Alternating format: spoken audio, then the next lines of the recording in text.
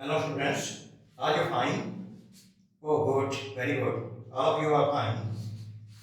Dear students, today we are taking task number 1 of IELTS test and that is graph. You know that the time for graph is 20 minutes and the word limit is 150. Now one thing most of the students think that the graph is simple one and there is no need to give emphasis upon it. बहुत सारे बच्चे ऐसे सोचते हैं कि graph ਤੇ क्या है देखना है देख के बस यही ਜਿਵੇਂ ਜਿਵੇਂ ਹੈਗਾ ਉਸ ਤੋਂ ਹੀ ਲਿਖੀ ਜਾਣਾ ਹੈ ਵੀ ਜਿਵੇਂ ਕਿ ਇਹਦੇ ਵਿੱਚ 50% ਹੈ ਤਾਂ ਆਪਾਂ ਮਤਲਬ ਕਿ ਲਿਖ ਦਿਆਂਗੇ ਕਿ ਜਿਵੇਂ ਕਿ ਇਹ ਬੱਸਾਂ ਵਾਸਤੇ ਹੈ ਕਿ ਵੀ ਬੱਸ was used at the rate of 50% or at 50%, then the cars was used 40% and the bike cars was used 10%, sorry, and the bike was used 40%. ਇਸ ਤਰ੍ਹਾਂ ਸੋਚਦੇ ਨੇ ਪਰ ਇਸ ਤਰ੍ਹਾਂ ਦੀ ਗੱਲ ਨਹੀਂ ਹੈ। ਜੇਕਰ ਤੁਸੀਂ ਸਿੰਪਲੀ ਜਿਸ ਤਰ੍ਹਾਂ ਕਰਕੇ ਗ੍ਰਾਫ ਦੇ ਵਿੱਚ ਫਿਗਰਸ ਹੈਗੀਆਂ ਨੇ ਉਸ ਤਰ੍ਹਾਂ ਹੀ ਲਿਖ ਦਿਓਗੇ ਨਾ ਤੇ ਉਹਦੇ ਨਾਲ ਤੁਹਾਨੂੰ ਕੋਈ ਜ਼ਿਆਦਾ ਬੈਂਡ ਆਉਣ ਦੇ ਚਾਂਸਸ ਨਹੀਂ ਜੇ ਹੈਗੇ। ਇੱਕ ਮੈਂ ਛੋਟੀ ਜਿਹੀ ਹਾਸੇਦਾਰ ਗੱਲ ਸੁਣਾਵਾਂਗਾ। ਮੰਨ ਲਓ ਕਿ ਤਿੰਨ ਲੜਕੇ ਬੈਠੇ ਨੇ ਇੱਕ ਬੈਂਚ ਦੇ ਉੱਤੇ ਗੱਲਾਂ ਬਾਤਾਂ ਕਰ ਰਹੇ ਨੇ। ਵਿਚਕਾਰ ਇੱਕ ਲੜਕਾ ਬੈਠਾ ਹੈ, ਉਹਦੇ ਇੱਕ ਪਾਸੇ ਇਹਦਾ ਲੜਕਾ ਬੈਠਾ ਹੈ, ਦੂਜੇ ਪਾਸੇ ਉਹਦਾ ਫਰੈਂਡ ਬੈਠਾ ਹੈ, ਗੱਲਾਂ ਕਰ ਰਹੇ ਨੇ। ਤਾਂ ਮੀਨਵਾਈਲ ਜੋ ਵਿਚਕਾਰ ਲੜਕਾ ਬੈਠਾ ਹੈ ਉਸ ਦੇ ਸਾਹਮਣੇ ਮੀਨਿੰਗ ਕੇ ਸਾਹਮਣੇ ਤੋਂ ਉਹਦੇ ਫਾਦਰ ਸਾਹਿਬ ਵਿਖਾਈ ਦਿੰਦੇ ਨੇ। ਤਾਂ ਇੱਕ ਲੜਕਾ ਜਿਹੜਾ ਲੈਫਟ ਸਾਈਡ ਤੇ ਬੈਠਾ ਹੈ ਉਹ ਬੋਲਦਾ ਹੈ ਕਿ ਦੇਖੋ ਉਹ ਤੁਹਾਡਾ ਬੁੜਾ ਆ ਰਿਹਾ ਹੈ ਤੇ ਜਿਹੜਾ ਸੱਜੇ ਪਾਸੇ ਲੜਕਾ ਬੈਠਾ ਉਹ ਸੰਸਕਾਰੀ ਹੈ ਉਹ ਕਹਿੰਦਾ ਵੀ ਯਾਰ ਨਹੀਂ ਇਹ ਇਹਨਾਂ ਦੇ ਫਾਦਰ ਸਾਹਿਬ ਆ ਰਹੇ ਨੇ। ਹੁਣ ਗੱਲ ਦੇ ਵਿੱਚ ਫਰਕ ਹੈ, ਭਾਵੇਂ ਕਿ ਉਸਦੀ ਸੈਂਸ ਤਾਂ ਸੇਮ ਹੈ ਪਰ ਗੱਲ ਦੇ ਵਿੱਚ ਬਹੁਤ ਫਰਕ ਹੈ। ਇਸੇ ਤਰ੍ਹਾਂ ਹੀ ਗ੍ਰਾਫ ਜੋ ਹੈ ਇਹ ਕਈਆਂ ਨੂੰ ਆਸਾਨ ਲੱਗਦਾ ਹੈ ਪਰੰਤੂ ਕਈਆਂ ਨੂੰ ਮੁਸ਼ਕਲ ਵੀ ਲੱਗਦਾ ਹੈ, ਕਈ ਇਸ ਤੋਂ ਡਰਦੇ ਵੀ ਨੇ। ਪਰ ਮੈਂ ਤਾਂ ਦੱਸਾਂ ਕਿ ਨਾ ਕੋਈ ਡਰਨ ਵਾਲੀ ਗੱਲ ਹੈ ਤੇ ਨਾ ਕੋਈ ਬਹੁਤ ਮੁਸ਼ਕਲ ਹੈ, ਪਰੰਤੂ ਲੋੜ ਇਸ ਤਰ੍ਹਾਂ ਦੀ ਹੈ ਕਿ ਆਪਾਂ ਇਸ ਨੂੰ ਬੜੇ ਹੀ ਰਿਫਾਈਨਡ ਸ਼ਬਦਾਂ ਦੇ ਵਿੱਚ ਇਸ ਨੂੰ ਐਕਸਪਲੇਨ ਕਰ ਦਈਏ। ਹੁਣ ਇਹਦੇ ਵਿੱਚ ਸ਼ੁਰੂ ਦੇ ਵਿੱਚ ਤੁਹਾਨੂੰ ਪਤਾ ਕਿ ਜਿਹੜੀ ਇਹ ਸਟੇਟਮੈਂਟ ਦਿੱਤੀ ਹੁੰਦੀ ਹੈ ਉਸ ਨੂੰ ਅਸੀਂ ਪੈਰਾਫ੍ਰੇਜ਼ ਕਰਕੇ ਤੇ ਇੰਟਰੋਡਕਸ਼ਨ ਦੇ ਰੂਪ ਦੇ ਵਿੱਚ ਲਿਖਣਾ ਹੈ। ਵੈਸੇ ਤੁਹਾਨੂੰ ਸਾਰਾ ਕੁਝ ਬਾਕੀ ਦਾ ਪਤਾ ਹੈ ਪਰ ਫਿਰ ਵੀ ਮੈਂ ਰਿਪੀਟ ਕਰ ਦਿਆਂ ਕਿ ਇਸ ਦੇ ਅਸੀਂ ਮਤਲਬ ਕਿ ਚਾਰ ਬਣਾਉਣੇ ਹੁੰਦੇ ਨੇ। ਪਹਿਲਾ ਜਿਹੜਾ ਹੈਗਾ ਇੰਟਰੋਡਕਸ਼ਨ ਦਾ ਹੁੰਦਾ ਹੈ ਜਿਸ ਨੂੰ ਕਿ ਅਸੀਂ ਪੈਰਾਫ੍ਰੇਜ਼ ਵੀ ਕਹਿ ਦਿੰਦੇ ਹਾਂ। ਫਿਰ ਦੂਸਰੇ ਵਿੱਚ BP 1 ਹੁੰਦਾ ਹੈ, ਫਿਰ BP 2 ਹੁੰਦਾ ਹੈ ਤੇ ਚੌਥਾ ਜੋ ਹੈ ਉਹ ਕੰਕਲੂਜਨ ਦਾ ਹੁੰਦਾ ਹੈ। ਤੇ ਇਸ ਤਰ੍ਹਾਂ ਕਰਕੇ ਅਸੀਂ 150 ਵਰਡਸ ਦੇ ਵਿੱਚ ਇਸ ਗ੍ਰਾਫ ਨੂੰ ਪੂਰਾ ਕਰ ਦੇਣਾ ਹੁੰਦਾ ਹੈ। ਤੇ ਇੱਕ ਚੀਜ਼ ਦਾ ਖਿਆਲ ਰੱਖਣਾ ਹੁੰਦਾ ਹੈ ਕਿ ਵਾਰ-ਵਾਰ ਇੱਕੋ ਤਰ੍ਹਾਂ ਦੇ ਸ਼ਬਦ ਰਿਪੀਟ ਵੀ ਨਹੀਂ ਕਰਨੇ ਹੁੰਦੇ। ਮੋਰ ਓਵਰ ਗ੍ਰਾਫ ਦੇ ਵਿੱਚ ਜੋ ਕੰਪੈਰੀਜ਼ਨ ਹੈਗੇ ਨੇ ਨਾ ਉਹ ਬਹੁਤ ਇੰਪੋਰਟੈਂਟ ਹੁੰਦੇ ਨੇ ਕਿ ਜਿੱਥੇ ਕੋਈ ਚੀਜ਼ ਘਟੀ ਹੈ ਵਧੀ ਹੈ ਉਸ ਨੂੰ ਪ੍ਰੋਪਰ ਐਡਵਰਬ ਦੀ ਵਰਤੋਂ ਕਰਕੇ ਤੇ ਉਸ ਨੂੰ ਦਰਸਾਉਣਾ ਇਹ ਸਭ ਤੋਂ ਜ਼ਿਆਦਾ ਮੈਨੇ ਰੱਖਦਾ ਹੈ ਕਿ comparison should be relevant one. ਫਿਰ ਇੱਕ ਚੀਜ਼ ਹੋਰ ਵੀ ਹੈ ਕਿ ਇਸ ਦੇ ਵਿੱਚ ਕੰਪੈਰੀਜ਼ਨ ਤੋਂ ਇਲਾਵਾ ਜੋ ਕਨੈਕਟਰਸ ਨੇ ਉਹ ਵੀ ਯਥਾਯੋਗ ਉਹਨਾਂ ਨੂੰ ਵਰਤੋਂ ਦੇ ਵਿੱਚ ਲਿਆਂਦਾ ਜਾਣਾ ਚਾਹੀਦਾ ਹੈ। ਤੇ ਫਿਰ ਇਹ ਵੀ ਨਹੀਂ ਕਿ ਜੇਕਰ ਸਨ 1960 ਹੈ ਤੇ ਅਸੀਂ 60 ਹੈ 70 ਹੈ 80 ਹੈ 90 ਹੈ ਤੇ ਅਸੀਂ ਹਰ ਵਾਰੀ ਐਵੇਂ ਕਹਿੰਦੇ ਜਾਈਏ ਕਿ 1960 1970 1980 1990 ਜਾਂ ਕਿ ਫਿਰ ਇਸ ਤਰ੍ਹਾਂ ਕਰਕੇ ਵੀ 50% 40% 8%। ਇਹ ਇਸ ਤਰ੍ਹਾਂ ਨਹੀਂ, ਮਤਲਬ ਕਿ ਅਸੀਂ ਬਦਲ ਕੇ ਲਿਖਣਾ। ਜਿਵੇਂ ਕਿ ਕਿਤੇ ਇਹਦੇ ਵਾਸਤੇ ਕਿਉਂਕਿ 10 ਇਅਰਸ ਦਾ ਗੈਪ ਹੈ, ਕਿਤੇ ਤੁਸੀਂ ਡਿਕੇਡ ਲਿਖ ਦਿਓ, ਕਿਤੇ 10 ਇਅਰਸ ਲਿਖ ਦਿਓ। ਇਸ ਤਰ੍ਹਾਂ ਕਰਕੇ ਜੇਕਰ ਕੋਈ ਫਿਗਰ ਲਗਭਗ ਡਬਲ ਹੋ ਗਈ ਹੈ ਤੇ ਜਿਵੇਂ ਕਿ ਇੱਥੇ ਹੁਣ 10% ਤੇ 22% ਹੈਗਾ ਮੀਨਿੰਗ ਕਿ ਕਾਸਟ ਦੀ ਯੂਟੀਲਾਈਜੇਸ਼ਨ ਤੇ ਆਪਾਂ ਅਪਰੋਕਸੀਮੇਟਲੀ ਇੱਥੇ ਅਪਰੋਕਸੀਮੇਟਲੀ ਸ਼ਬਦ ਵਰਤ ਕੇ ਅਬਾਊਟ ਜਾਂ ਅਪਰੋਕਸੀਮੇਟਲੀ ਸ਼ਬਦ ਵਰਤ ਕੇ ਤੇ ਆਪਾਂ ਲਿਖ ਦਈਏ ਕਿ ਇਟ ਡਬਲਡ ਅਪਰੋਕਸੀਮੇਟਲੀ ਡਬਲਡ। ਇਸ ਤਰ੍ਹਾਂ ਕਰਕੇ ਅਸੀਂ ਇਸ ਨੂੰ ਬੜੇ ਹੀ ਰਿਫਾਈਨਡ ਮੈਥਡ ਦੇ ਨਾਲ ਕੁਝ ਐਡਵਰਬ ਯੂਜ਼ ਕਰਕੇ ਕਨੈਕਟਿਵ ਯੂਜ਼ ਕਰਕੇ ਤੇ ਇਸ ਨੂੰ ਦਰਸਾਉਣਾ ਹੁੰਦਾ ਤਾਂ ਕਿ ਹਾਈ ਬੈਂਡ ਜੋ ਹਨ ਉਹ ਸਾਨੂੰ ਆ ਜਾਣ। ਹੁਣ ਤੁਹਾਡੇ ਸਾਹਮਣੇ ਇੱਕ ਗ੍ਰਾਫ ਹੈ ਤੇ ਉਹਦੇ ਵਿੱਚ ਕੀ ਹੈ ਕਿ ਹੱਥ ਦੇ ਨਾਲ ਹੀ ਮੈਂ ਡਾਇਗਰਾਮ ਡਰਾ ਕੀਤੀ ਹੈ ਕਿ ਠੀਕ ਹੈ ਕਿ ਉਸ ਤਰ੍ਹਾਂ ਦੀ ਡਾਇਗਰਾਮ ਭਾਵੇਂ ਨਾ ਹੋਵੇ ਪਰੰਤੂ even then it may serve our purpose. ਤੇ ਇਹਦੇ ਵਿੱਚ ਇੰਡੀਕੇਟਰ ਹੈਗੇ ਨੇ। ਪਹਿਲਾਂ ਅਸੀਂ ਪੜ੍ਹੀ ਸਟੇਟਮੈਂਟ ਕੀ ਹੈ, ਲਿਖਿਆ ਹੈ ਕਿ ਦਾ diagram below shows changes in modes of transport adopted by travelers in an Asian country from 1960 to 1990। 1960 ਤੋਂ ਲੈ ਕੇ ਤੇ 1990 ਦੇ ਵਿੱਚ ਏਸ਼ੀਆ ਦਾ ਇੱਕ ਕੰਟਰੀ ਹੈ ਤੇ ਉਹਦੇ ਵਿੱਚ ਕੰਪਿਊਟਰਸ ਦੁਆਰਾ ਜਾਂ ਲੋਕਾਂ ਦੁਆਰਾ ਵੱਖ-ਵੱਖ ਤਰ੍ਹਾਂ ਦੇ ਜਿਹੜੇ ਮੋਡਸ ਆਫ ਟਰਾਂਸਪੋਰਟੇਸ਼ਨ ਸਨ ਕਿਵੇਂ ਚੇਂਜ ਹੋਏ ਉਹਦੇ ਬਾਰੇ ਇਹ ਗ੍ਰਾਫ ਹੈਗਾ ਹੈ। ਤੇ ਇਸ ਨੂੰ ਅੱਗੇ ਉਸਨੇ ਕਿਹਾ ਸਮਰਾਈਜ਼ ਦ ਇਨਫੋਰਮੇਸ਼ਨ। ਕਹਿੰਦਾ ਵੀ ਇਸ ਇਨਫੋਰਮੇਸ਼ਨ ਨੂੰ ਸਮਰੀ ਬਣਾ ਕੇ ਲਿਖੋ, ਸਮਰਾਈਜ਼ ਕਰੋ ਬਾਈ ਸਿਲੈਕਟਿੰਗ ਐਂਡ ਰਿਪੋਰਟਿੰਗ। ਹੁਣ ਸਿਲੈਕਟਿੰਗ ਐਂਡ ਰਿਪੋਰਟਿੰਗ ਦਾ ਮਤਲਬ ਹੈ ਕਿ ਜਿਹੜੀਆਂ ਵੀ ਚੇਂਜਸ ਆਈਆਂ ਨੇ ਉਹਨਾਂ ਦੇ ਬਾਰੇ ਰਿਪੋਰਟ ਲਿਖੋ, ਉਹਨਾਂ ਦੇ ਬਾਰੇ ਬਿਆਨ ਕਰੋ। ਦਾ ਮੇਨ ਫੀਚਰ ਕਿਹੜੇ ਖਾਸ ਫੀਚਰ, ਇਹ ਨਹੀਂ ਕਿ ਇਹ ਤੋਂ ਸ਼ੁਰੂ ਕਰਕੇ ਤੇ ਹਰੇਕ ਦੇ ਬਾਰੇ ਅਸੀਂ ਮੀਨਿੰਗ ਦੇ ਡਿਟੇਲਸ ਲਿਖਦੇ ਜਾਈਏ। That will go beyond our word limit. ਇਹ ਤਾਂ ਸਾਡੀ ਵਰਡ ਲਿਮਟ ਜਿਹੜੀ ਹੈ 200 ਤੋਂ ਵੀ ਕ੍ਰਾਸ ਕਰ ਜਾਏਗੀ, ਪਰੰਤੂ ਅਸੀਂ ਇਹ ਕੋਸ਼ਿਸ਼ ਕਰਨੀ ਹੈ ਕਿ 170 ਵਰਡਸ ਤੋਂ ਉੱਤੇ ਨਾ ਜਾਣ ਦੇਈਏ। ਮੀਨਿੰਗ ਦੇ 150 ਤੋਂ 170 ਵਰਡਸ ਦੇ ਵਿੱਚ ਹੀ ਅਸੀਂ ਰੱਖੀਏ। ਕੋਸ਼ਿਸ਼ ਤਾਂ ਇਹ ਕਰੀਏ ਕਿ 150 ਦੇ ਆਸ-ਪਾਸ ਹੀ ਹੋਵੇ, ਘੱਟ ਨਹੀਂ ਕਰਨੀ। ਮੀਨਿੰਗ 150 ਤੋਂ ਘੱਟ ਨਹੀਂ, ਪਰ ਵੱਧ ਜੇਕਰ ਕੋਈ 10-15 ਸ਼ਬਦ ਹੋ ਵੀ ਜਾਣ ਦੈਟ ਹਾਰਡਲੀ ਮੈਟਰਸ। ਤਾਂ ਉਸ ਤੋਂ ਬਾਅਦ ਹੁਣ ਕੀ ਹੈ, ਉਹਨੇ ਲਿਖਿਆ summarise the information by selecting and reporting the main features and make ਕੰਪੈਰੀਜ਼ਨਸ।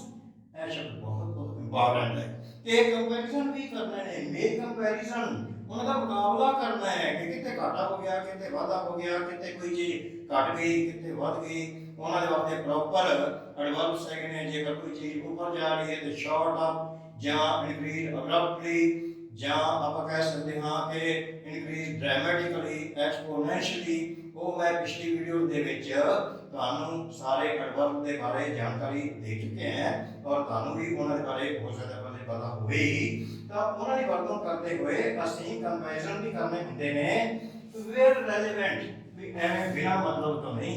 ਜਿੱਥੇ ਉਹਦੀ ਰੈਲੇਵੈਂਸੀ ਬਣਦੀ ਹੈ ਉੱਥੇ ਹੀ ਅਸੀਂ ਉਸ ਦੇ ਕੰਪੈਰੀਜ਼ਨ ਦੇਣੇ ਹਨ ਔਰ ਪ੍ਰੋਪਰ ਟਾਈਮ ਤੇ ਪ੍ਰੋਪਰ ਜਗ੍ਹਾ ਦੇ ਉੱਤੇ ਉਹ ਕੰਪੈਰੀਜ਼ਨ ਦਿੱਤੇ ਜਾਣੇ ਹਨ। ਹੁਣ ਇਹ ਜੋ ਗ੍ਰਾਫ ਹੈ ਉਸ ਨੂੰ ਮੈਂ ਕੀਤਾ ਹੈ, ਇੰਟਰਪ੍ਰੀਟ ਕੀਤਾ ਹੈ ਮੀਨਿੰਗ ਕੇ ਪਹਿਲਾਂ ਪੈਰਾਫ੍ਰੇਜ਼ ਕੀਤਾ ਹੈ ਜਿਹੜੀ ਕਿ ਸਟੇਟਮੈਂਟ ਦਿੱਤੀ ਹੋਈ ਹੈ, ਪਰੰਤੂ ਖਿਆਲ ਰੱਖੇ ਕਿ ਇਹਨੂੰ ਚੱਕ ਕੇ ਉਹਨਾਂ ਹੀ ਵਰਡਸ ਦੇ ਵਿੱਚ ਨਹੀਂ ਕਿਤੇ ਲਿਖ ਦੇਣਾ। ਇਸ ਤਰ੍ਹਾਂ ਕਰੋਗੇ ਤੇ ਫਿਰ ਆਪਾਂ ਨੂੰ ਮਾਰ ਖਾਣ ਦੇ ਚਾਂਸਸ ਨੇ।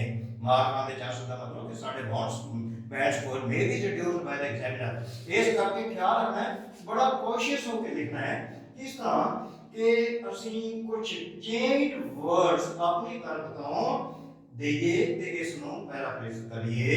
ਯਾਨੀ ਕਿ ਇੰਟਰੋਡਕਸ਼ਨ ਦੇ ਵਿੱਚ ਇਸ ਨੂੰ ਇਸ ਤਰ੍ਹਾਂ ਲਿਖੀਏ ਕਿ ਇਹ ਵਰਡਸ ਜਿਹੜੇ ਹੈਗੇ ਨੇ ਥੋੜਾ ਜਿਹਾ ਚੇਂਜ ਸਥਿਤੀ ਦੇ ਵਿੱਚ ਲਿਖੇ ਜਾਣ। ਜਿਵੇਂ ਕਿ ਮੈਂ ਲਿਖਿਆ ਕਿ ਦਾ ਬਾਰ ਗ੍ਰਾਫ ਡਿਪਿਕਟਸ, ਉਸਨੇ ਲਿਖਿਆ ਸੀ ਦਾ ਡਾਇਗਰਾਮ ਬਿਲੋ ਸ਼ੋਜ਼, ਮੈਂ ਲਿਖ ਦਿੱਤਾ ਡਿਪਿਕਟਸ। ਵੈਸੇ ਡਿਪਿਕਟਸ ਦੀ ਜਗ੍ਹਾ ਦੇ ਉੱਤੇ ਆ ਸਕਦਾ ਸੀ ਸ਼ੋਜ਼ ਵੀ ਆ ਸਕਦਾ, ਸ਼ੋ ਤਾਂ ਉਹਦੇ ਹੈਗਾ, ਡਿਪਿਕਟਸ ਰਿਵੀਲਸ ਵੀ ਆ ਸਕਦਾ ਸੀ, ਰੈਂਡਰ ਵੀ ਆ ਸਕਦਾ ਸੀ। There are so many words और डिपीट्स भी अच्छा शब्द है। The bar graph depicts the transformation. Transformation का मतलब चेंज, तब्दीली। इन चूजिंग, चूजिंग होता है चूज करना, किसी चीज को सिलेक्ट करना, चूज करना और उसको चुनना। Choosing the modes of travelling, travelling ਤੁਹਾਨੂੰ ਪਤਾ ਇੱਕ ਥਾਂ ਤੋਂ ਦੂਜੀ ਥਾਂ ਤੇ ਜਾਣਾ travelling by people in a country in Asia ਇਹ ਵੀ ਦੱਸਣਾ ਪਏਗਾ ਕਿ ਕਿਹਦੇ ਬਾਰੇ ਹੈ इन अ कंट्री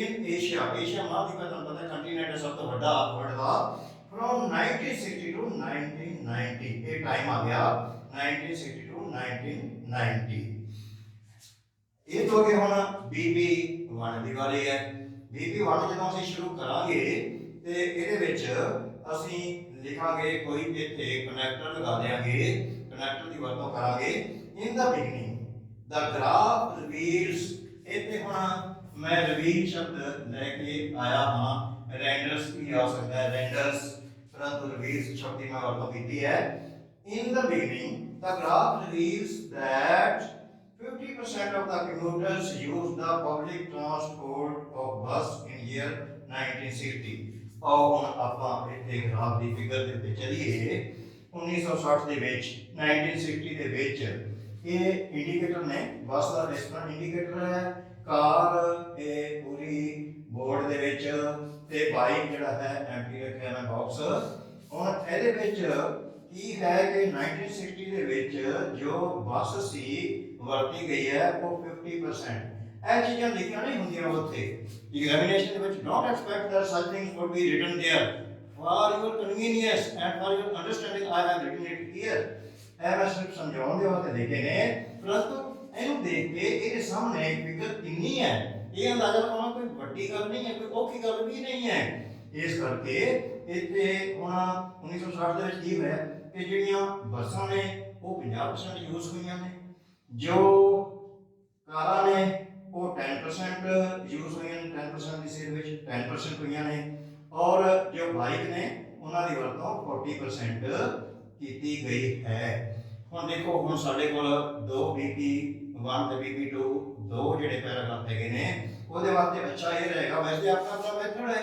ਕਈ ਇਸ ਤਰ੍ਹਾਂ ਕਰਦੇ ਨੇ ਵੀ ਇੱਕ ਵਾਰੀ ਪਹਿਲਾਂ ਕਾਰਾਂ ਦੇ ਬੱਸਾਂ ਦੇ ਬਾਰੇ ਸਾਰੀ ਗੱਲ ਕਰ ਲਈ ਸਾਰੇ ਸਾਲਾਂ ਦੇ ਵਿੱਚ 60 70 80 90 ਵਿੱਚ ਤੇ ਕਈ ਕੀ ਕਰਦੇ ਆ ਕਿ ਹੋਰ ਤਰੀਕੇ ਨਾਲ ਲਿਖ ਲੈਂਦੇ ਨੇ there is not hard and fast rule in writing you are at liberty to write it by your own way but that should be very very effective ਹੁਣ ਇਹਦੇ ਵਿੱਚ ਕੀ ਹੈ ਕਿ ਮੈਂ ਸਮਝਦਾ ਇਸ ਤਰ੍ਹਾਂ ਕਰੀਏ ਕਿ ਸਾਡੇ ਕੋਲ 1960 1970 80 90 ਚਾਰ ਜੋ ਡਿਕੇਡਸ ਹੈਗੇ ਨੇ ਨਾ ਆਪਾਂ ਦੋ ਡਿਕੇਡ ਜਿਹੜੇ ਹੈਗੇ ਨੇ 1960 ਤੋਂ ਲੈ ਕੇ 1970 ਤੱਕ ਇਹਦੀ ਮੈਂਸ਼ਨਿੰਗ ਇਹਦਾ ਵਰਣਨ ਇਹਦੀ ਇਲਸਟ੍ਰੇਸ਼ਨ ਪਹਿਲਾਂ BP 1 ਦੇ ਵਿੱਚ ਕਰ ਲਈਏ ਤੇ BP 2 ਦੇ ਵਿੱਚ 80 1980 ਤੇ 1990 ਦੇ ਵਿੱਚ ਕਰ ਲਾਂਗੇ ਤੇ ਉਸ ਤੋਂ ਬਾਅਦ ਕਨਕਲੂਜਨ ਹੋ ਜਾਏਗਾ then your graph is complete ਹੁਣ ਮੈਂ ਇਹਦੇ ਵਿੱਚ ਇਹ ਦੋ 1960 ਤੋਂ ਲੈ ਕੇ 1970 ਤੱਕ BP 1 ਦੇ ਵਿੱਚ ਕੰਪਲੀਟ ਕੀਤੇ ਨੇ ਤਾਂ ਇਹਦੇ ਵਿੱਚ ਮੈਂ ਸ਼ੁਰੂ ਕੀਤਾ in the beginning the graph reveals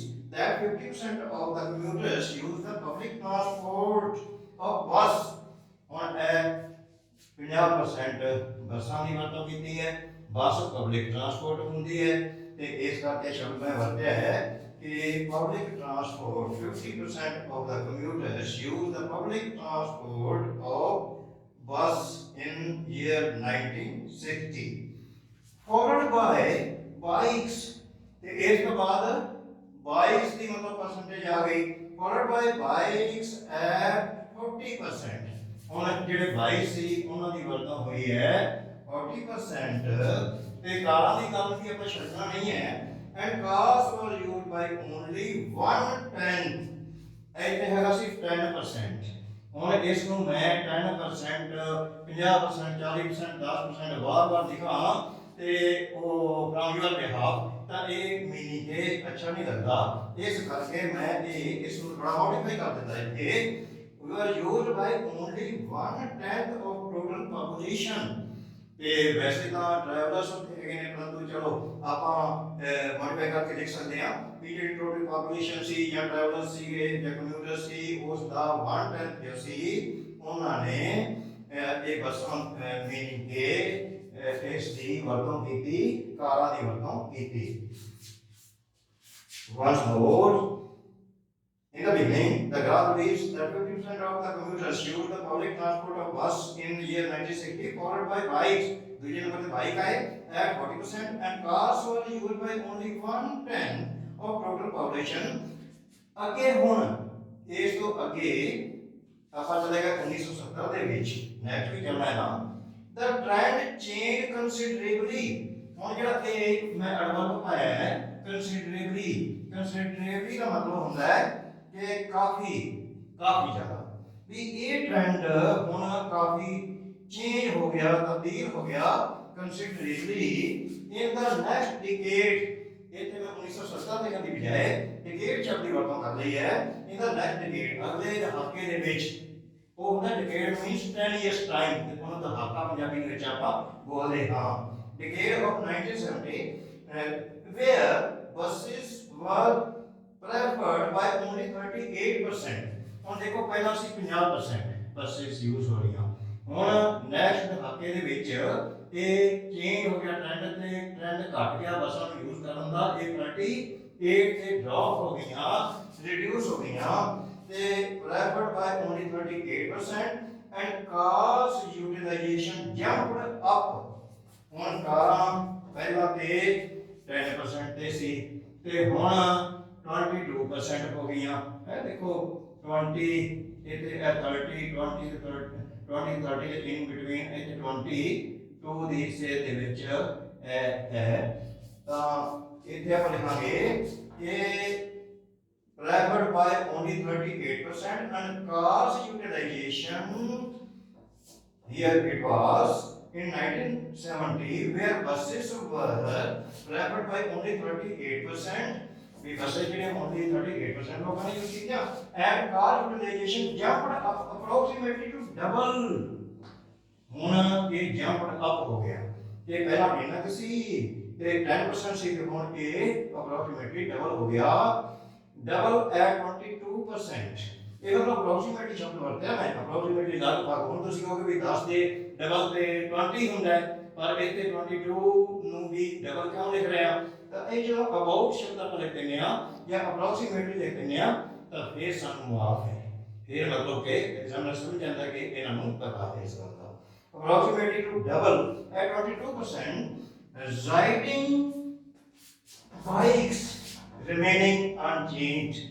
ਹੁਣ ਇਹ ਗੱਲ ਮੈਂ ਕਿਹਾ ਦਿੱਤੀ ਕਿ ਰਾਈਡਿੰਗ ਬਾਈਕਸ ਰਿਮੇਨਿੰਗ ਅਨਚੇਂਜਡ। 1960 ਦੇ ਵਿੱਚ ਬਾਈਕਸ ਤੇ 40% ਲੋਕ ਜਿਹੜੇ ਸੀ ਉਹ ਟਰੈਵਲ ਕਰ ਰਹੇ ਸੀ, ਤੇ 1970 ਦੇ ਵਿੱਚ ਵੀ 40% ਲੋਕ ਹੀ ਸਫ਼ਰ ਕਰ ਰਹੇ ਸੀ ਬਾਈਕ ਦੁਆਰਾ। ਇਸ ਕਰਕੇ ਵੀ ਬਾਈਕ ਦੇ ਉੱਤੇ ਸਵਾਰ ਹੋਣ ਨੂੰ ਰਾਈਡਿੰਗ ਆਪਾਂ ਕਹਿੰਦੇ ਹਾਂ, ਤਾਂ ਕਰਕੇ ਲਿਖਿਆ ਰਾਈਡਿੰਗ ਬਾਈਕਸ ਰਿਮੇਨਿੰਗ ਅਨਚੇਂਜਡ। ਮਤਲਬ ਕਿ 1960 ਨਾਲੋਂ 1970 ਦੇ ਵਿੱਚ ਬਾਈਕ ਰਾਈਡਿੰਗ ਦੇ ਵਿੱਚ ਕੋਈ ਵੀ ਤਬਦੀਲੀ नहीं आई है।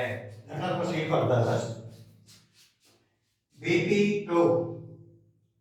Furthermore, the trend went on fluctuating in 1980, where bus service preference decreased sufficiently, but there was a dramatic rise in opting the own vehicles bikes, which stood at 42%। ਹੁਣ ਇਹਦਾ ਮੀਨਿੰਗ ਕੀ ਹੈ? ਇਹਦਾ ਮੀਨਿੰਗ ਇਹ ਹੈ, ਫਰਦਰਮੋਰ ਇਸ ਤੋਂ ਅੱਗੇ, the trend went on fluctuating in 1980। fluctuating ਦਾ ਮਤਲਬ ਹੁੰਦਾ ਕਦੇ ਘਟਣਾ, ਕਦੇ ਵਧਣਾ, ਕਦੇ ਘਟਣਾ, ਕਦੇ ਵਧਣਾ। in 1980 ਕੀ ਹੋਇਆ ਕਿ ਇਹ ਜੋ ਟ੍ਰੈਂਡ ਸੀ ਨਾ, ਇਹ ਕਿਸੇ ਚੀਜ਼ ਦਾ ਘਟ ਗਿਆ, ਕਿਸੇ ਦਾ ਵੱਧ ਗਿਆ। ਹੁਣ 1980 ਦੇ ਵਿੱਚ ਜੋ ਬੱਸਾਂ ਸੀ 38% ਤੋਂ 30% ਤੇ ਆ ਗਈਆਂ, ਟ੍ਰੈਂਡ ਘਟ ਗਿਆ। ਫਿਰ ਜੋ ਇਹ ਕਾਰਸ ਸਨ, ਪਹਿਲਾਂ ਕਾਰਾਂ 22% ਤੇ ਸੀ, ਹੁਣ ਇਹ ਰਾਈਜ਼ ਕਰਕੇ 28% ਤੇ ਪਹੁੰਚ ਗਈਆਂ। ਤੇ ਜੋ ਬਾਈਕ ਸੀ ਪਹਿਲਾਂ 40% ਤੇ ਸੀ, ਇਹ ਰਾਈਜ਼ ਹੋ ਕੇ ਤੇ 42% ਤੇ ਹੋ ਗਏ। ਮੀਨਿੰਗ ਕਿ ਫਲਕਚੁਏਸ਼ਨ ਕੋਈ ਵੱਧ ਰਿਹਾ, ਕੋਈ ਘਟ ਰਿਹਾ, etc. ਤਾਂ ਕਰਕੇ ਇੱਕ ਲਿਖਿਆ ਹੈ, furthermore the trend went on fluctuating in 1980 where bus service preference decreased। ਵੀ ਬੱਸਾਂ ਨੂੰ ਪ੍ਰੈਫਰ ਕਰਨਾ ਲੋਕਾਂ ਨੇ ਥੋੜਾ ਜਿਹਾ ਘੱਟ ਕਰ ਦਿੱਤਾ। preference decrease sufficiently, ਥੋੜਾ ਨਹੀਂ ਕਾਫੀ, sufficiently means ਕਾਫੀ ਘੱਟ ਗਿਆ, decrease sufficiently, but there was a dramatic rise in opting the own vehicles bikes। ਹੁਣ ਆਪਣੇ ਆਪ ਦੇ ਵਹੀਕਲ ਜਿਹੜੇ ਨੇ ਉਹ ਬਾਈਕ ਹੈਗੇ ਸੀ, ਉਹਨਾਂ ਦੇ ਵਿੱਚ ਕਾਫੀ ਡਰਾਮੈਟਿਕ ਰਾਈਜ਼ ਦਾ ਮਤਲਬ ਹੈ ਕਿ ਕਾਫੀ ਵੱਧ ਜਾਣਾ, ਡਰਾਮੈਟਿਕਲੀ ਵੱਧ ਜਾਣਾ, ਡਰਾਮੇ ਦੇ ਢੰਗ ਨਾਲ ਵੱਧ ਜਾਣਾ। Dramatic rise in opting the own vehicles bikes which stood at 42%। ਹੁਣ ਦੱਸਣਾ ਵੀ ਪਵੇਗਾ ਕਿ ਇਹ ਜਿਹੜੇ ਬਾਈਕ ਸੀ ਇਹ ਕਿੰਨੇ ਤੇ ਪਹੁੰਚ ਗਏ ਨੇ, ਇਹ ਹੁਣ 42% ਤੇ ਪਹੁੰਚ ਗਏ ਨੇ। ਨੈਕਸਟ ਹੈ ਹਾਵਰ। ਹਾਵਰ ਕਿਉਂ ਵਰਤਿਆ ਇੱਥੇ? ਕਨੈਕਟਰ ਦੀ ਜ਼ਰੂਰਤ ਹੈ, ਕਨੈਕਟਰ ਦੀ ਜ਼ਰੂਰਤ ਹੈ। It add to the glory of our writing class number 1 and 2 even। However, in the next 10 years of 1990, ਅਗਲੇ ਦਹਾਕੇ ਦੇ ਵਿੱਚ 1990 ਦੇ ਵਿੱਚ ਕੀ ਹੋਇਆ? The two wheelers, ਹੁਣ ਦਾ ਸ਼ਬਦ ਵਰਤ ਦਿੱਤਾ two wheelers, ਮੀਨਿੰਗ ਕਿ ਹੈਗੇ ਬਾਈਕਸ ਹੀ ਨੇ, ਕਿਤੇ ਮੈਂ ਇਹਨੂੰ two wheelers ਕਹਿ ਦਿੱਤਾ, ਕਦੇ on vehicles ਕਹਿ ਦਿੱਤਾ, ਮਤਲਬ ਕਿ ਚੇਂਜ ਕਰ ਕਰਕੇ ਤੇ ਉਸ ਨੂੰ ਲਿਖਣਾ ਹੈ, ਇੱਕ ਹੀ ਸ਼ਬਦ ਨੂੰ ਵਾਰ-ਵਾਰ ਰਿਪੀਟ ਆਪਾਂ ਨਹੀਂ ਕਰਨਾ ਚਾਹੁੰਦੇ। two wheelers was the most popular mode। ਹੁਣ ਇਹ ਜਿਹੜਾ ਸੀ ਅਗਲੇ ਸਾਲ ਦੇ ਵਿੱਚ ਯਾਨੀ ਕਿ 90 ਦੇ ਵਿੱਚ ਜੋ ਸੀ ਟੂ ਵੀਲਰਸ ਯਾਨੀ ਕਿ ਬਾਈਕ ਸੀ ਮੋਡ, ਇਹ ਬਹੁਤ ਜ਼ਿਆਦਾ ਪਪੂਲਰ ਹੋ ਗਿਆ। Wheelers was the most poplar mode at 55%।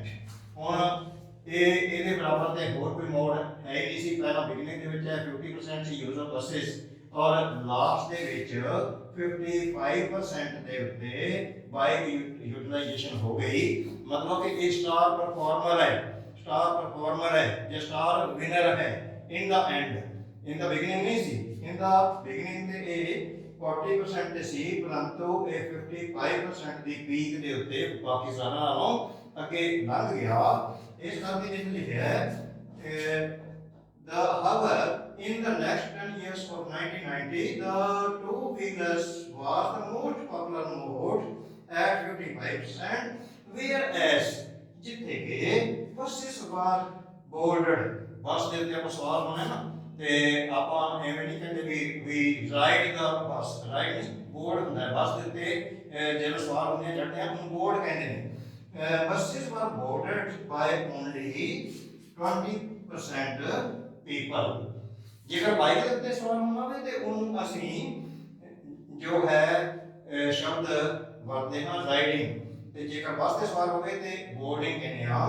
ਤਾਂ ਕਰਕੇ ਲਾਸਟ ਵਿੱਚ ਮੈਂ ਲਿਖਿਆ at 50% whereas buses were boarded by only 20% people। ਹੁਣ ਇਸ ਤੋਂ ਬਾਅਦ ਕੀ ਹੈ ਕਿ ਹੁਣ ਆਪਾਂ ਇਸ ਦਾ ਐਂਡ ਵੀ ਕਰਨਾ ਹੈ। ਐਂਡ ਕਰਨਾ ਹੈ ਤਾਂ ਉਹ ਕੰਕਲੂਜਨ ਦੇ ਵਿੱਚ ਆ ਜਾਂਦਾ ਹੈ, ਤੇ ਕੰਕਲੂਜਨ ਇਹ ਲਿਖਣਾ ਨਹੀਂ ਹੈ, ਵੈਸੇ ਹੀ ਆਪਾਂ ਆਪਣੇ ਮਾਈਂਡ ਦੇ ਵਿੱਚ ਇੱਕ ਲਾਈਨ ਛੱਡਣੀ ਹੁੰਦੀ ਹੈ। ਤੁਹਾਨੂੰ ਪਤਾ ਹੀ ਹੈ ਇਹ ਸਾਰੀ ਚੀਜ਼ਾਂ ਤੁਹਾਨੂੰ ਪਤਾ ਹੁੰਦਾ ਆਲਰੇਡੀ। ਇੱਕ ਲਾਈਨ ਛੱਡ ਕੇ ਆਪਾਂ ਹੁਣ ਲਿਖਣਾ ਹੈ ਫਾਈਨਲੀ। ਇੱਥੇ ਇਨ ਕੰਕਲੂਜਨ ਵੀ ਲਿਖ ਸਕਦੇ ਹੋ, ਇਨ ਕੰਕਲੂਜਨ ਵੀ ਲਿਖ ਸਕਦੇ ਹੋ, ਫਾਈਨਲੀ ਵੀ ਲਿਖ ਸਕਦੇ ਹੋ, ਓਵਰਆਲ ਵੀ ਲਿਖ ਸਕਦੇ ਹੋ। ਤੇ ਅੱਗੇ ਲਿਖਿਆ ਫਾਈਨਲੀ ਦਾ ਗ੍ਰਾਫ ਡੈਮੋਸਟ੍ਰੇਟ, ਵੀ ਇਹ ਜਿਹੜਾ ਗ੍ਰਾਫ ਹੈ ਇਹ ਡੈਮੋਸਟ੍ਰੇਟ ਕਰਦਾ ਹੈ, ਸ਼ੋ ਕਰਦਾ ਹੈ that initially ਕਿ ਸ਼ੁਰੂ ਦੇ ਵਿੱਚ the public transport was chosen by half of the masses। ਕਿ ਜਿਹੜੀ ਪਬਲਿਕ ਟਰਾਂਸਪੋਰਟ ਸੀ ਮੀਨਿੰਗ ਕਿ ਬੱਸਾਂ ਸੀ ਉਹ ਲਗਭਗ ਅੱਧੀ ਆਬਾਦੀ ਦੁਆਰਾ, ਅੱਧੇ ਲੋਕਾਂ ਦੁਆਰਾ ਉਸ ਨੂੰ ਪ੍ਰੈਫਰ ਕੀਤਾ ਗਿਆ, ਚੁਣਿਆ ਗਿਆ। in the beginning in 1960 ਇਹ ਸਾਨੂੰ ਵੀ ਲਿਖਿਆ ਮੀਨਿੰਗ ਕਿ ਟਾਈਮ ਲਿਖਿਆ in 1960 which was replaced by bikes। ਹੁਣ ਪਹਿਲਾਂ ਤਾਂ ਪ੍ਰੈਫਰੈਂਸ ਇਹਨੂੰ ਦਿੱਤੀ ਗਈ ਪਾਪੂਲਰ ਮੋਡ ਇਹ ਸੀ ਬੱਸਾਂ, ਤੇ ਹੁਣ ਕੀ ਹੋ ਗਿਆ ਐਂਡ ਦੇ ਵਿੱਚ 1990 ਦੇ ਵਿੱਚ ਕੀ ਹੋ ਗਿਆ ਕਿ ਇਹਨੂੰ ਰਿਪਲੇਸ ਕਰ ਦਿੱਤਾ ਬਾਈਕ ਨੇ, ਕਿਉਂਕਿ ਬਾਈਕ ਨੇ ਇਹਦੀ ਜਗ੍ਹਾ ਲੈ ਲਈ ਹੈ, ਇਹਨੂੰ ਸਬਸਟੀਟਿਊਟ ਕਰ ਦਿੱਤਾ ਹੈ, ਇਹਨੂੰ ਰਿਪਲੇਸ ਕਰ ਦਿੱਤਾ ਹੈ, ਬਲਕਿ ਉਹਦੇ ਤੋਂ ਵੀ ਅੱਗੇ ਨਿਕਲ ਗਿਆ ਹੈ ਬਾਈਕ ਰਾਈਡਿੰਗ 55% ਦੇ ਉੱਤੇ। ਇਸ ਕਰਕੇ ਲਾਸਟ ਵਿੱਚ ਆਪਾਂ ਲਿਖਿਆ ਹੈ ਇੱਥੇ by half of the masses in 1960 which was replaced by bikes in 1990 in an Asian country। ਤੇ ਇਹ ਵੀ ਦੇਣਾ ਪਏਗਾ ਕਿ ਕਿੱਥੇ ਦੀ ਗੱਲ ਚੱਲ ਰਹੀ ਹੈ, ਇੱਕ ਏਸ਼ੀਆ ਦੇ ਦੇਸ਼ ਦੇ ਵਿੱਚ ਇਹ ਸਾਰਾ ਕੁਝ ਵਾਪਰਿਆ ਹੈ। ਤਾਂ ਇਸ ਤਰ੍ਹਾਂ ਕਰਕੇ ਇਹ ਜੋ ਹੈ ਕੰਕਲੂਜਨ ਆਪਣਾ ਹੋ ਗਿਆ। ਤੇ ਇਸ ਤੋਂ ਇਲਾਵਾ ਤੁਹਾਨੂੰ ਇਹ ਵੀ ਪਤਾ ਹੈ कि सिनोनिम्स की कोई जरूरत पैंदी है। मैं दो तीन सिनोनिम्स लिखने, वैसे तो आप सिनोनिम्स की अलग तो ही वीडियो मैं तुहानू देवांगा, वैसे there are so many videos available, परंतु फिर भी मैं अपनी तरफों दो तीन इत्थे लिखे वर्ड्स सिनोनिम दे। जिवें कि डिपिक्ट शब्द है, डिपिक्ट ਦਾ ਮਤਲਬ ਹੁੰਦਾ ਹੈ ਕਿ ਸ਼ੋ ਕਰਨਾ, ਦਿਖਾਣਾ, ਤੇ ਇਹਦੇ ਵਾਸਤੇ ਵਰਡ ਯੂਜ਼ ਕੀਤਾ ਜਾ ਸਕਦਾ ਹੈ। ਇਹਦੇ ਸਿਨੋਨਿਮ ਨੇ shows, renders, presents, shows, renders, presents। replace शब्द जो है replaced, replace ਦਾ ਮਤਲਬ ਕਿਸੇ ਦੀ ਜਗ੍ਹਾ ਲੈ ਲੈਣੀ, substituted। ਆਪਾਂ ਦਵਾਈ ਲੈਣ ਵਾਸਤੇ ਜਾਈਏ ਨਾ ਕਿਤੇ, ਕਈ ਵਾਰੀ ਕਹਿੰਦੇ ਨੇ ਵੀ ਇਹ ਤਾਂ ਹੈ ਨਹੀਂ ਦਵਾਈ, ਇਹਦਾ ਸਬਸਟੀਟਿਊਟ ਲਾਈ ਜਾਓ, ਤਾਂ ਉਹਦਾ ਮਤਲਬ ਹੁੰਦਾ ਕਿ ਇਹਦੀ ਬਜਾਏ ਜਿਹੜਾ ਕਿ ਉਹੀ ਕੰਮ ਕਰ ਸਕਦਾ ਹੈ। ਤਾਂ ਮੀਨਿੰਗ ਇਜ਼ replaced, substituted। ਤੇ ऑप्ट ਜਿਹੜਾ ਹੁੰਦਾ ਚੁਣਨਾ, ਇਸ ਦਾ ਹੈਗਾ ਪ੍ਰੈਫਰ ਜਾਂ ਲਾਈਕ ਕਰਨਾ, ਜਾਂ ਫਿਰ ਇਸ ਨੂੰ ਅਪਣਾ ਲੈਣਾ, ਅਡਾਪਟ ਕਰ ਲੈਣਾ। ਤਾਂ ਇਸ ਤਰ੍ਹਾਂ ਕਰਕੇ ਤੁਸੀਂ ਵਧੀਆ ਢੰਗ ਦੇ ਨਾਲ ਗ੍ਰਾਫ ਜੋ ਹੈ ਇਸ ਨੂੰ ਇਲਸਟ੍ਰੇਸ਼ਨ ਕਰਨੀ ਹੈ, ਤਾਂ ਕਿ ਸਾਡੇ ਬੈਂਡ ਸਕੋਰ ਜੋ ਹਨ ਵਧੀਆ ਆ ਜਾਣ। ਤੇ ਇਹਦਾ ਐਂਡ ਤੁਹਾਨੂੰ ਪਤਾ ਹੀ ਹੈ, ਇੱਕੋ ਹੀ ਮੈਂ ਤੁਹਾਨੂੰ ਰਿਕੁਐਸਟ ਕਰਨੀ ਹੈ, there is request from my part that each and everybody of you should subscribe my channel definitely, and if you like it and share it, that is an extra feather in the cap of this video। ਪਰ ਜੇਕਰ ਤੁਸੀਂ ਇਸ ਨੂੰ like ਜਾਂ share ਨਾ ਵੀ ਕਰੋ ਨਾ, ਤਾਂ ਪਲੀਜ਼ ਸਬਸਕ੍ਰਾਈਬ ਚੈਨਲ ਨੂੰ ਜ਼ਰੂਰ ਕਰ ਲਓ, ਕਿਉਂਕਿ ਆਉਣ ਵਾਲੀਆਂ ਜੋ ਵੀਡੀਓਜ਼ ਨੇ ਉਹ ਹੋਰ ਵੀ ਇਸ ਮਤਲਬ ਕਿ ਬਾਕੀ ਦੇ ਜਿਹੜੇ ਮੋਡਿਊਲਸ ਨੇ ਉਹਨਾਂ ਦੇ ਉੱਤੇ ਮੈਂ ਦੇਣ ਜਾ ਰਿਹਾ ਹਾਂ, ਔਰ ਬੜੇ ਹੀ ਪੰਜਾਬੀ ਦੇ ਵਿੱਚ, ਤੁਹਾਡੀ ਭਾਸ਼ਾ ਦੇ ਵਿੱਚ, ਮੇਰੀ ਆਪਣੀ ਭਾਸ਼ਾ ਦੇ ਵਿੱਚ, ਜਾਂ ਜਿਹੜੀ ਭਾਸ਼ਾ ਦੇ ਤੁਹਾਨੂੰ ਸਮਝ ਆਉਂਦੀ ਹੈ ਉਸ ਭਾਸ਼ਾ ਦੇ ਵਿੱਚ ਆਉਣ ਵਾਲੀਆਂ ਵੀਡੀਓਜ਼ ਨੇ ਮੈਂ ਦਿਆਂਗਾ। ਇਸ ਕਰਕੇ definitely please subscribe my channel, ਔਰ ਮੇਰੇ ਚੈਨਲ ਦੇ ਉੱਤੇ ਬਣੇ ਰਹੋ, ਡੈਫੀਨਿਟਲੀ ਦੇਖਦੇ ਰਹੋ। ਅਦਰਵਾइज ਤਾਂ ਮੈਂ ਸਾਰੀ ਇਹ ਜਿਹੜੀ ਵੀਡੀਓ ਹੈ ਨਾ, I would have explained it in English, परंतु यार वो गल बननी नहीं सी। क्यों? क्योंकि जो कुछ खास तौर पर पंजाबी पिंडा के विच रहने वाले लोग ने वो कहते हैं मीनिंग के एस्पायरेंट्स ने, और वो समझना चाहते हैं, परंतु कहने अंग्रेजी की समझ पूरी लगती नहीं, तां करके मैं सारी पंजाबी दे विच बोली। ਇਹਦਾ अर्थ ਇਹ ਨਾ ਲੈਣਾ कि ਹੁਣ ਇਹ ਪੰਜਾਬੀ ਦੇ ਵਿੱਚ ਆਈ ਸੁਣਨ ਲੱਗ ਗਈ ਹੈ, ਮਤਲਬ ਸਮਝਾਉਣ ਦੇ ਵਾਸਤੇ ਮੈਂ ਸ਼ਬਦ ਵਰਤੇ ਨੇ। ਅਦਰਵਾइज I could have used all the English language in explaining this very video, but I have not done that। ਆਉਣ ਵਾਲੇ ਵੀਡੀਓਜ਼ ਦੀ ਇੱਕ ਅਗਰ ਮੈਂ ਕੁਝ ਇੰਗਲਿਸ਼ ਕੁਝ ਪੰਜਾਬੀ ਦੇ ਵਿੱਚ ਦਿਆਂਗਾ, ਤਾਂ ਕਿ ਐਸ ਕਰਨੀ ਤੁਹਾਨੂੰ ਪਹਾੜ ਨਾ ਨਜ਼ਰ ਆਵੇ। ਇਹ ਕੋਈ ਨਾ ਪਹਾੜ ਨਹੀਂ ਹੈ, ਇਹ ਤੁਹਾਡੇ ਵਾਸਤੇ ਵਿੱਚ ਹੈ। It is with your approach to get good band 7+ band, ਔਰ ਉਹਦੇ ਵਾਸਤੇ perseverance and patience and continuous efforts are required, as you know in the previous video also I had explained about it। Okay, thank you very much for listening to me for a long time, and I wish you a good luck।